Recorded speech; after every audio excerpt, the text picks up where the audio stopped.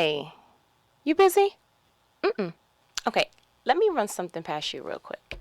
Can we please talk about desperation and how it leads to blinded consequences? I was reading John, where are we at? 18, right? And just to give you a backdrop, just because I want to jump right into it, because I'm just like highly peeved, if you will. This is where pretty much they took Jesus to go get tried and they took him to Pilate. And when I got to the very end of the chapter, I was like, oh my goodness. So let's just jump right into it. I'm going to go to verse 38. So Pilate pretty much says, "What is the truth?" Pilate asks. Then he went out again to the people and told them, "He is not guilty of any crime." 39. "But you have a custom of asking me to release one prisoner each year at Passover. Would you like me to release this King of Jews?" 40. But they shouted back, "No, not this man. We want Barabbas," which it says in parentheses that he was a revolutionary, but in other translations it says that Barabbas was a robber and he was also in jail with other rebels who murdered certain people during a certain time frame called the insurrection. And reading that, I was like, wow, they wanted Jesus persecuted so bad that they were willing to release a robber, someone who was affiliated with murderers. Now, I tried to go and see how long he was in jail and try to get some backstory on Barabbas, but I said that's not important. Can you imagine having a non-violent person walking around just doing something that, just didn't sit right? Jesus was pretty much coming and he was ruffling some feathers because they were law-abiding, citizens, and so they wanted to make sure that everyone did everything the correct way. They wanted to make sure you dotted your I's and that you crossed your T, and if you did not, then they wanted you to be persecuted. And so they wanted Jesus to be persecuted so bad that they were willing to release a robber, someone who was a rebel amongst murderers, back into their land, their community. What do you think was going to happen when you released this robber back into the community? What, you thought he was just going to just be the law-abiding citizen once again?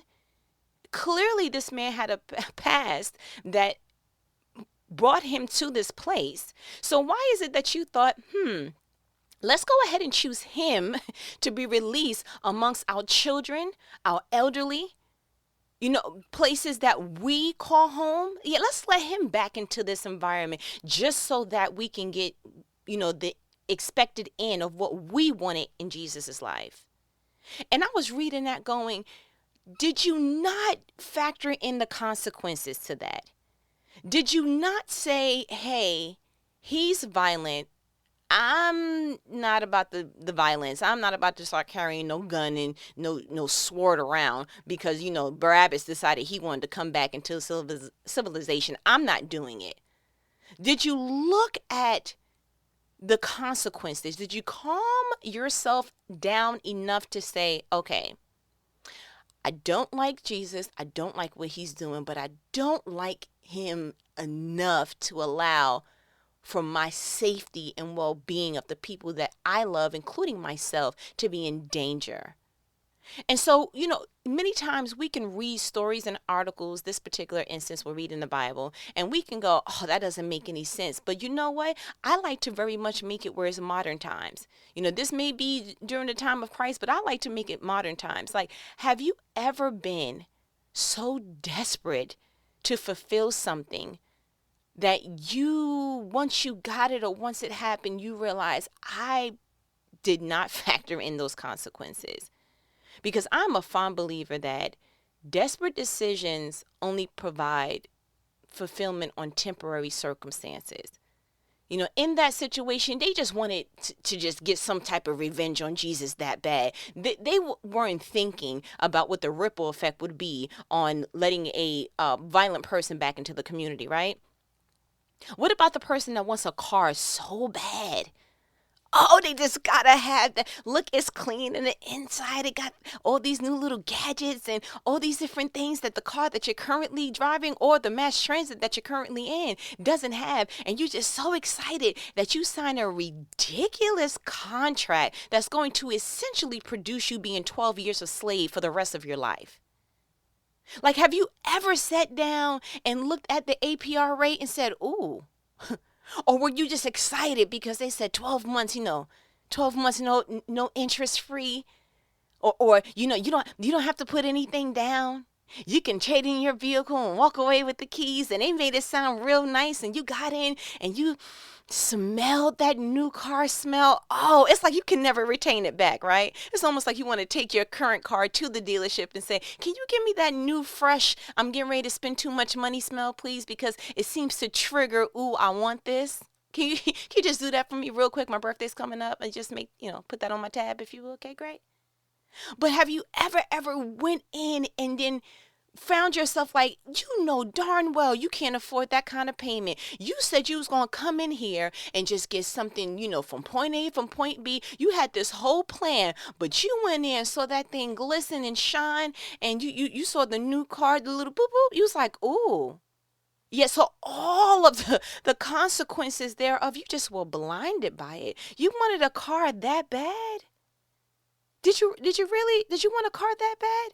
Just for you to be sitting in it a couple of months later going, what are my options? If I bring it back, I'm pretty much going to own it anyway, and then it's going to look like, equivalent to a repo. And you're going through all these different things now. Oh, so you mean to tell me whenever you don't think on the front end, you're definitely going to have to think on the back end. That's what we're pretty much identifying, right?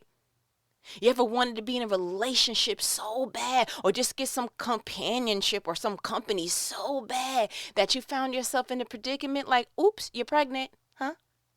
Or you got that little STD you can't wash off. It's not coming off in the shower. Water's not making that sizzle go down, huh? Or you got a soul tie with somebody that you weren't even supposed to be a part of, and you are angry with yourself. Now you got to go through this whole self-development and just try to get yourself back on course of where you were prior to meeting that person, because you did not count the consequence. Listen, I don't care how lonely you are. Get you a teddy bear, okay? Get you a puppy. Okay, that's a whole big responsibility in and of itself, but you know what? It's better than a soul tie to someone that you should have never been intertangled with. You have no idea the things that people are struggling with in their inner parts, in their soul, and you so quick to have them in your bed, in your company, in your residence, in your car, across from you, just so that you can fill your belly, and you're not even considering what could possibly, what are you stepping into?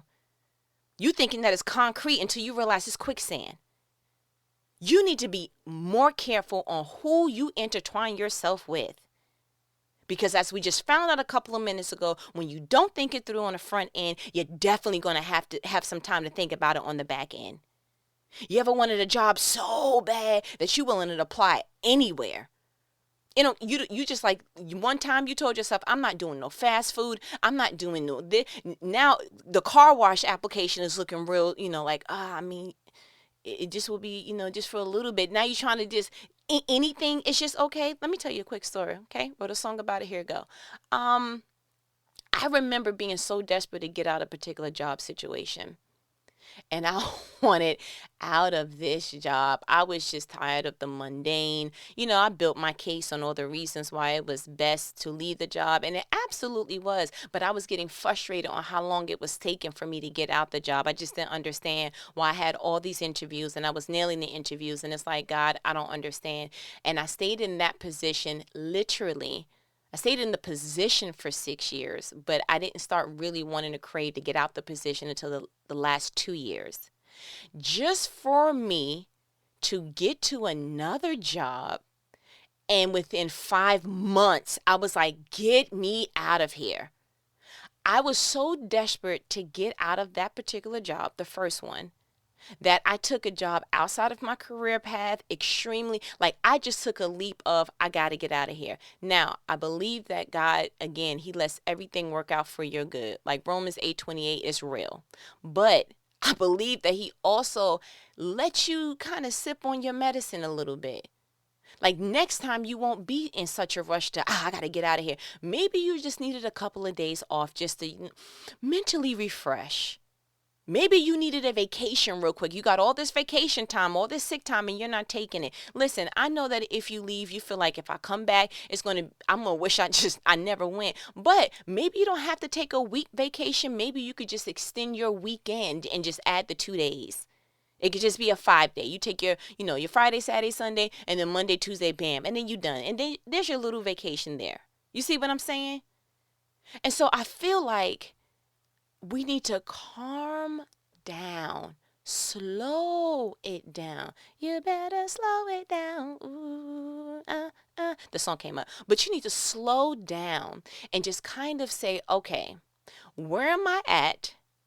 And what are my options? Because 9 times out of 10, I feel like we really go for the extreme option. I'm getting ready to leave this job. And so you're going to go through the whole IRA switching over or depleting and starting all over again with all that. Now, again, you're going to have to hear from God on that, because sometimes, yes, that is the absolute answer. But most of the time, no, you just had a bad week. You just had a bad week. It's okay. It's 52 of them per year. I promise you. Don't skip a beat. It's a whole nother week coming up, fresh off the dot. I promise you. So can you slow it down just to kind of see, okay, let me write on paper, because I'm just going what I feel right now, and feelings is going to lead me somewhere that it's going to be 4 or 5 different routes to get there, and I'm going to choose the fastest one, not realizing that I am going to come into some traffic and I may come into some regret. That's the same thing for people who are in so much emotional pain.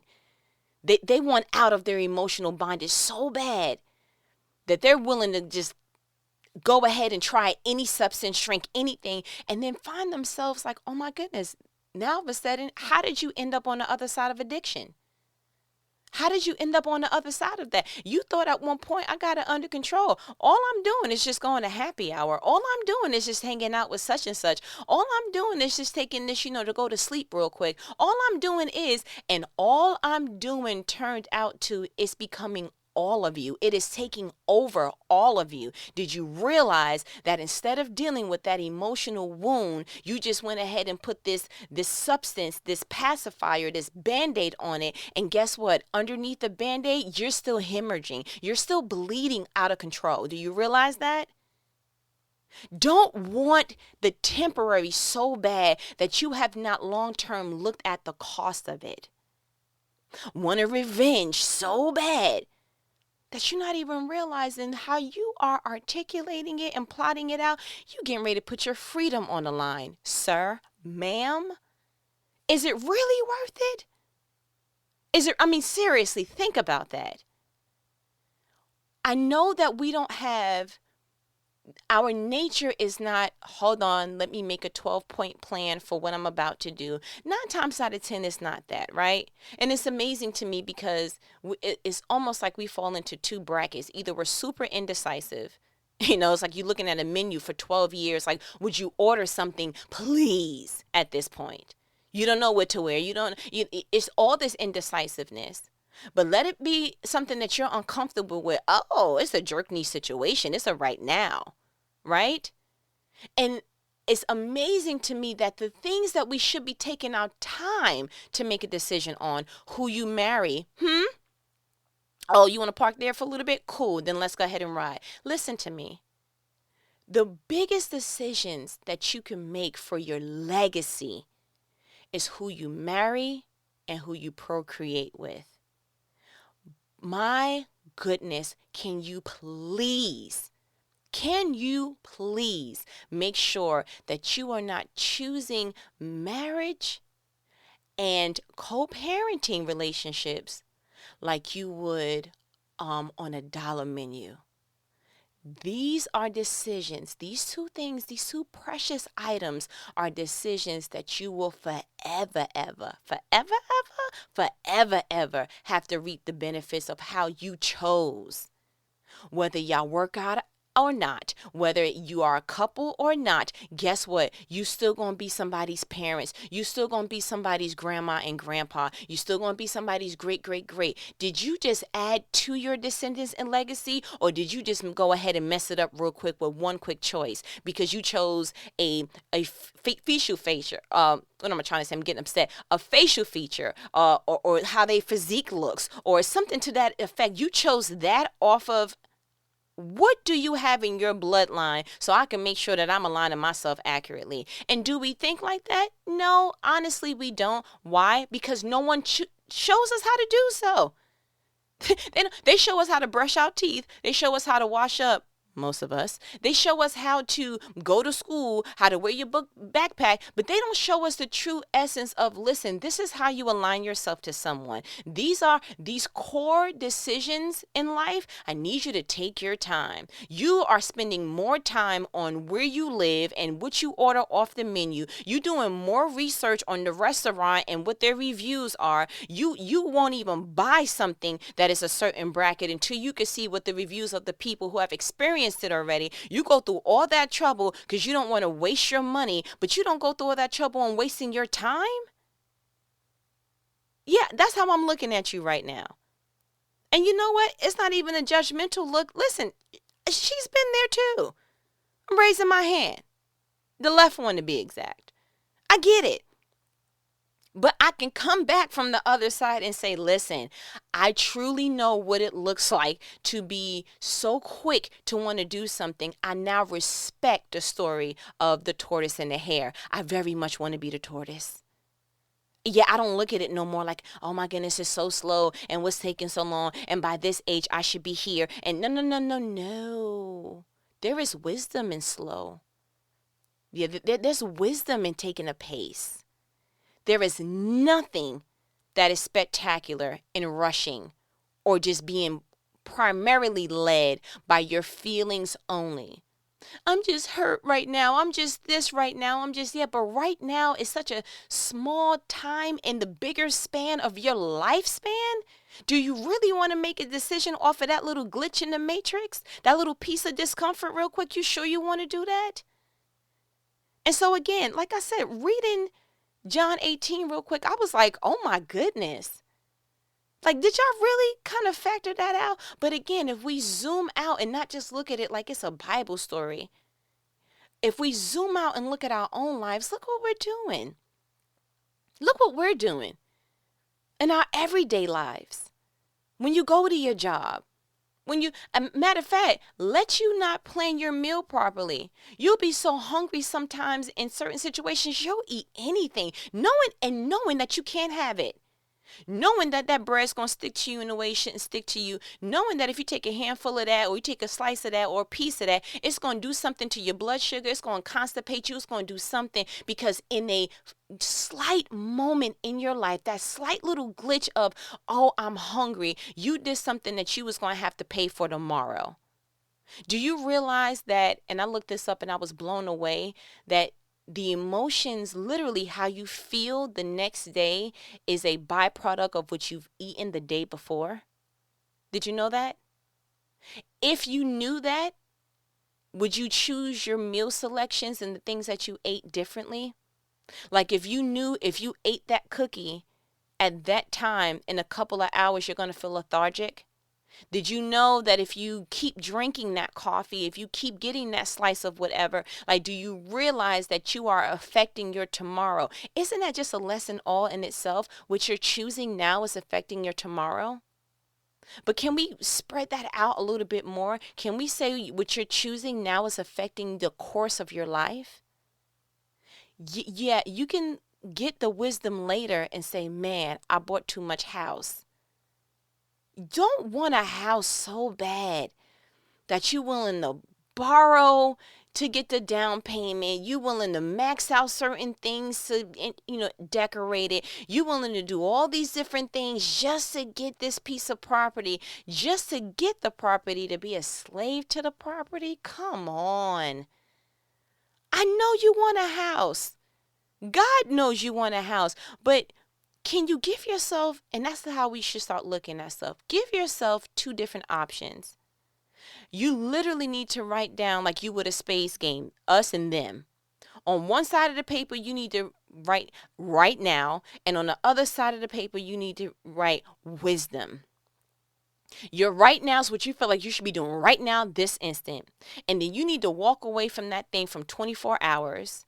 And then you need to come back and say, okay, if I didn't have a time strain, I can't stand my neighbor, so I want to go, and I can't stay here, or whatever that strain is, if I did not have that strain, what decision would I make, and what would wisdom look like in this circumstance?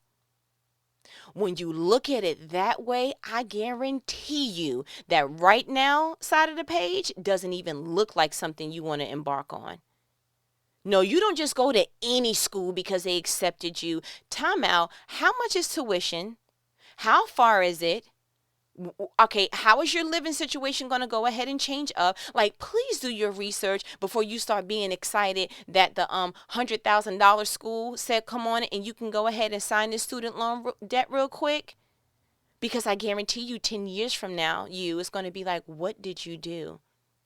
But you wanted the name, you wanted the community, you wanted to be a part of that fraternity, you wanted whatever your right now side of the page. I guarantee you wisdom would have been like, listen, education is education. Go ahead and go into a community school. Go ahead and go to an in-state school. Go ahead and look up the scholarships. Yeah, I know it takes time, but go ahead and do that. Matter of fact, go ahead and get you a job. And I'd rather you go to school part-time and pay for that thing. You work full-time than you getting a job, getting in your career and realizing I need more money to pay off the student loan that I thought was going to make me more money if I got that piece of education, that diploma, that certificate, what have you. Do you see what I'm going with this? In order to reject rejection, you truly need to outline your consequences. We need to slow down. You wanted that piece of jewelry so bad. Let me explain something to you. I know all about the itches. I know it. I know you get that little bit of scratch and it's like, oh, but I want to itch it. I absolutely get it. Let me give you a little story about this. I had a wonderful idea, pink light bulb, that I wanted to add an enhancer to my wedding set.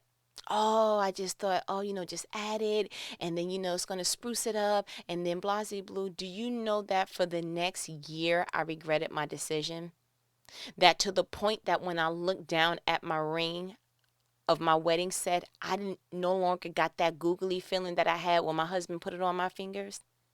Like to the point that, and I walked in just wanting to look at things, right? Matter of fact, no, I came in there with the purpose of I want an enhancer. They were running a sale. I got caught up in that. Yes, I did. Ooh, Mother's Day sale. You take the little percent off and blah, blah, blah. And I was like, heck, if you're going to do that, let me get something that I really want. So I got husband to, go ahead and just sign on and get on the boat with me. He was like, sure, if that's what you want to do. And I went to 2 different stores. I should have seen the red flags of you are truly just like aimlessly shopping at this point. I need you to stop. But I had a mission. I wanted an enhancer ring and by golly, I was going to get it. So I get the ring and I'm realizing, that was just a true example of I was trying to look for an outlet because at that particular time in my life, I was going through some things that felt like I didn't have control over certain outcomes. And so in some way I factored, let me control buying a ring.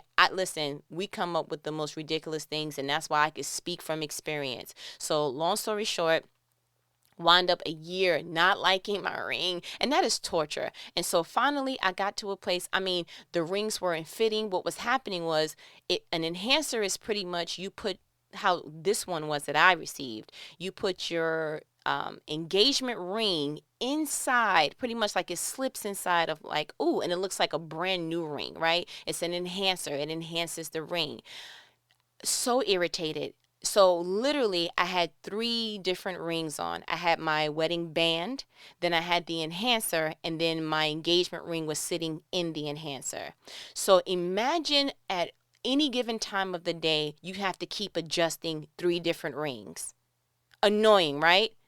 because my band and my engagement ring were a set. They were meant to be together. They knew what they doing. They hardly moved. And if they did, it was just a real boop till, you just take your little pinky finger and you kind of push it and it knew where to go. Boom. But I invited this intruder and it put these spaces in between my band and the enhancer. I didn't like it. I kept looking down. I'm like, this is not cool. Then it took me 6 months to realize the sizing wasn't right. So when I was trying to send out, because I told you I went to 2 different companies, I'm trying to send out my enhancer to get adjusted to my engagement ring. It took them 8 months to realize they kept trying to make my engagement ring bigger. So I'm a person of variety. I like to wear my band alone sometimes. Sometimes I just want to wear my engagement ring around the house. And I kept saying, how come things are just bigger? I thought maybe I was getting bigger or losing weight. I didn't know what was going on. Long story, the short story that I made a long story, they kept changing the size of all my rings. Now, when you're sending out your rings, if you're not sure, it's a 2-week process for it to get sized up, sized down, cleaned in, all these different things. So the frustration of this is not working, I finally got to talk to corporate and I'm like, listen, I just want a refund. This has been a nightmare. You know what I learned? I will not go shopping when I'm emotional. I will not have a great idea. Now, it started off with me just wanting what I wanted online. It was a good price. It was going to make sense. But unfortunately, when I went to the store, they didn't have the online product in the store, right? How convenient. But I didn't, for some reason, I let my emotions override what I knew to be right. Now, I paid all this chunk of money because, if it's going to enhance the engagement ring and my wedding set, it has to be a part. And I regretted it. And I looked at my husband. I was like, why did you let me do that? And he was like, I just wanted you to be happy. And God bless him. I love him. I'm going to kiss him when I see him again. It's going to be today. I just like to say it. It sounds like he's far away, so it makes me miss him. But that is just an example of if I would have slowed down, if I would have actually had them, if I would have went through the whole transaction of you were looking at something that was this price. You see how many zeros is right there? And then they talked you into looking at something this price. Wisdom would have told you off back, no, thank you. I don't care how much of a Mother's Day sale, what percentage you put next to that. The answer is no. It's not that my engagement set or my wedding set was trash. It's just, I just thought it was boom. And I disliked it so much because it felt like I added something to a set that my husband did not give me. The reason why my wedding set meant so much to me, and it still means so much to me, is because my husband picked this out for me. So whatever, I should have just wound up buying, and that's what I ended up doing once I got my refund. I just needed a ring to go on my right hand. That's all. All the trauma and bad customer service later and all the zeros that thank God I got back. That was just an act of God. But all I really wanted was something else on my right hand. That's it. You mean to tell? So I'm speaking from experience. I'm speaking from my own personal stories. I be giving you some tea about me, and I hope you ain't pouring it to nobody else. But it just triggered something in me once I was reading John 18, and I'm like, this is outrageous. So my challenge to you, you already know what these conversations are. They are life-provoking conversations. My challenge to you is, can you do that paper thing that I just told you? The left side and the right side, with the left side being the right now, which is want to be filled with emotions, and the right side being wisdom. Can you look at yourself 5 steps in advance and say, okay, would I still choose this same decision on the left side, the right now situation? Would I choose this if I was in a different predicament in a year? Would I choose this right now? Would it hinder me? If I lost my job, if I gained a new job, if I had to move, if I put as many circumstances you can put in your mind and see if wisdom takes a different choice. That is my challenge to you. Because again, I don't want us living in regret. I don't want us living in this vein of desperation and impulse. I don't want us to do that anymore, because that doesn't aid wisdom. The goal is to become older, to become wiser, and to be able to share that wealth of knowledge with others so that they won't make the same mistakes or something similar to it. Do you see where I'm going with this? Okay. Well, I'm confident that you got what you needed. I think that this was a great talk. I'm so glad that you let me go ahead and tell my tea, because if you can't tell, buttons were pressed on this one, and I was like, wait a minute, they're not thinking. And then I felt the tap on my shoulder, like it's a couple of times where you didn't either. Like, oh, well, I'm gonna just go ahead and call my friend and tell them don't do the same thing. That's the only way I'm gonna feel better. But anyway, I'm going to go ahead and let you go ahead and get your paper, fold it in half like we used to do in middle school, or, whatever grade you did that in. But go ahead and fold it and do what needs to be done. I'm telling you, it's going to look very, elementary, but it's necessary. Trust me. So, as my good nanny says, all right, I ain't going to hold you. Go and fold your loose leaf. I'll talk to you later. Okay? Later.